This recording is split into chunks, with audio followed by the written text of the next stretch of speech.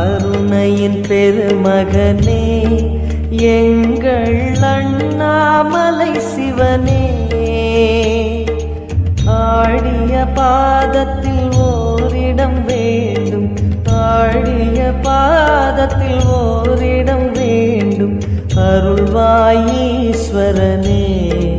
அன்பே அருணாச்சல சிவனே.